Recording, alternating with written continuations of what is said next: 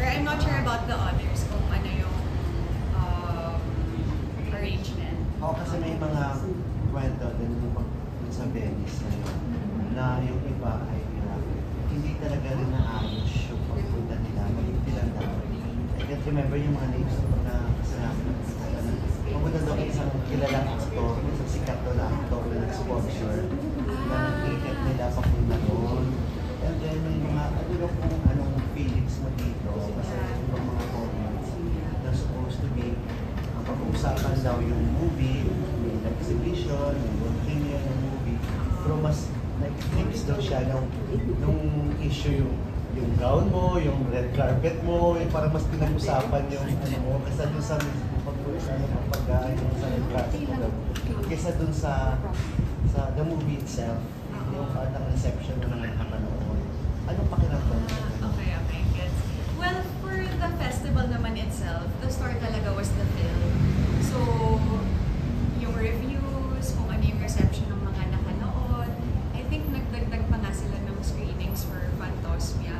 So, I think it had a really good reception. And alam ko na sabi din nila, Direk Love and Ate Hazel, or producer, na may mga iikutan pa siya na festival at magkakaroon din siya dito sa atin. So, I think na, syempre, yung star pa rin talaga yung film. Opo. Siyempre, hindi mo naman gusto yun na ikaw mas pag-uusapan more than the yung film. gown. Hindi. Pero I think also na yung fashion and yung films, they go hand in hand eh. Kasi yung mga iniidolo ko ding artista like Lady Gaga or yung mga ganyan, they always use then the red carpet publicity para to divert the people to check out, ano ba tong pelikula niya? So I think any way to draw attention to the film or kung ano mang ipopromote mo, gagawin mo. And I hope na nakatulong din yung mga sinuot ko para ma-curious yung mga tao na ano bang ginagawa ni Janine doon, bakit siya nandun, ano bang pelikula niya doon. So I hope nagka-ganon siyang effect. Speaking of other celebrities, may na-meet ka na personally. Sorry, late. Actually, ang talagang kinausap ko lang si Taylor Russell. She's an actress na nag-jury doon na ex ni Harry Styles. Idol ko silang dalawa. So, nakasalubong ko siya sa lobby. So trinay kong magpa-picture. Pa-picture na yun? Hindi, kasi sabi niya, pawis na daw siya.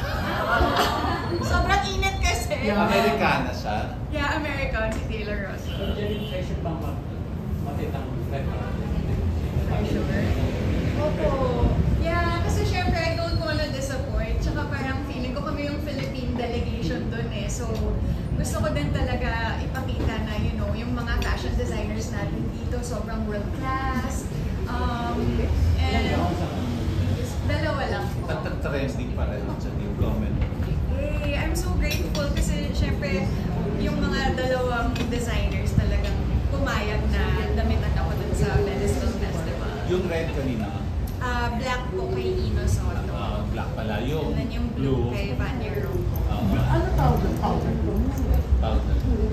Alam parang blue, minsan gray, purple. Feeling mo hate ang comment doon sa blue na gown mo, merong gandang-ganda, meron namang hindi nagaganda.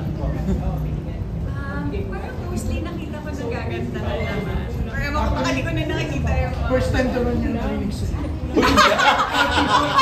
Ikaw ba yun? Kaya ako naganda ako Janine, siyempre nandun even direct Paul, si Tony Gonzaga, they went there to support you. Siyempre si Paul, part of the Producer po si Direk one of the producers. Yes. Pero shock ako yung reaction sa ni Tony, nandun tayo sa red carpet na doon sa screening. Gandang-ganda siya sa'yo, tapos sabi niya, si Janine, akala ng mga tao, local. Di ba, remember?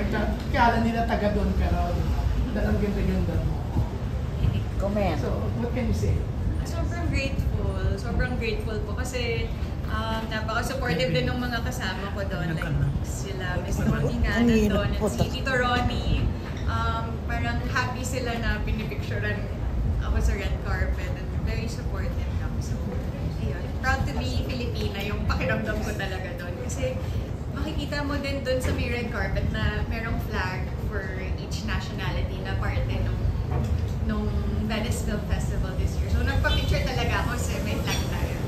Angeline, nakapanood ka na ba noon ng Love DS? Yes, ang dami po. 8 hours na pala. Oo, yung mga 4 hours, 8 Yeah. hours, tinatapos. Opo, opo.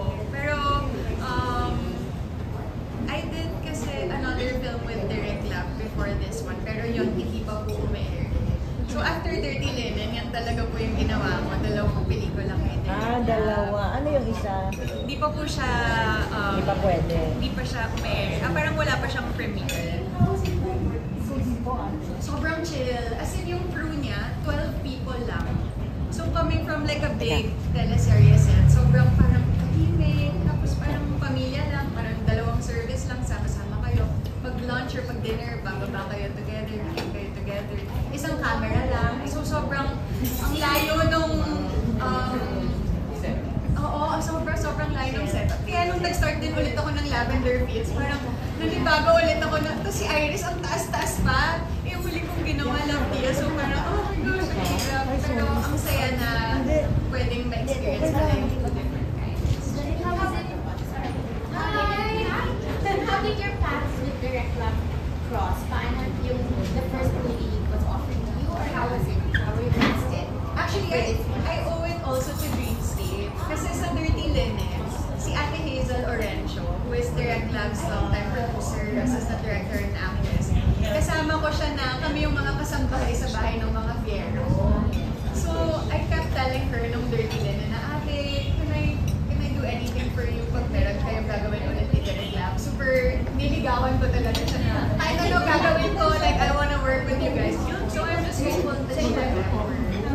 So, after Dirty Linen, Dali nakita ko naman mo kayo parang pwede magdali kung kahit saan pumunta.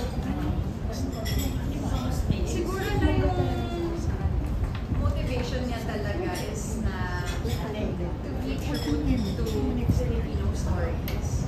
I guess, syempre, sometimes there's pressure, di ba, na kailangan K-drama style or Hollywood style, kung anong sulit. Pero kay Direct Lab kasi parang it's so simple and stripped down, and I guess that there's also beauty in that. How is it like representing the Philippines internationally? How much natin pa ba ito for like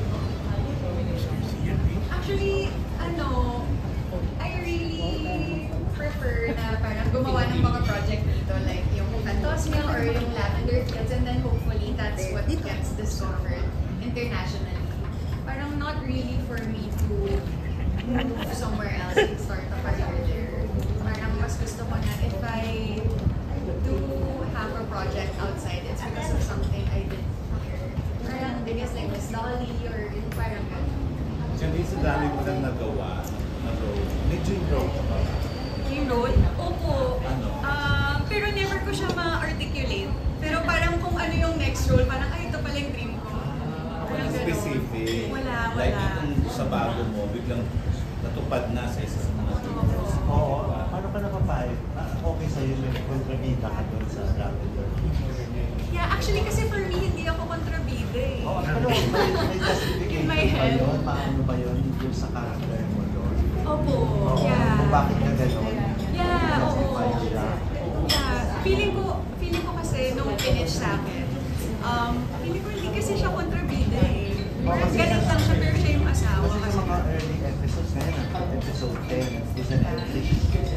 Parang parang magkita ka talaga eh. Opo. Oo, okay sa'yo yun. Okay lang sa'yo. Yes, okay lang Tito Gordy kasi I am so grateful that I get to do different roles. Yung parang hindi pare-pareho yung ginagawa ko. And nung pinitch din po sa akin kasi ng Dreamscape, they said na if I get to do this, parang lahat kaya mo nang gawin. And which is something din na parang, yun din naman yung career ni Miss Jodie, di ba? Mayroon din siyang parang mga bad roles. Or like si Angelica, na sobrang idol ko din. Or si Anne. Yun din yung mga talagang hinahangaan ko na artista eh. So gusto ko din talaga ma-achieve na parang every role is something new. Kung magagawa ko ba ng maayos at may training kayo ni Jody sa mga fight scenes. Ano yung tinrain nyo? Kasi si Jody mga talagang nag-aral. Diba? Yung mga fight scenes yun doon. Kayo nag-training kayong dalawa. Opo. Anong tinrain mo? Filipino martial arts, Kali, Arnis, tapos yung mga basics po ng mga action. Kasi first time po namin pareho na mag-action. So, start from zero talaga.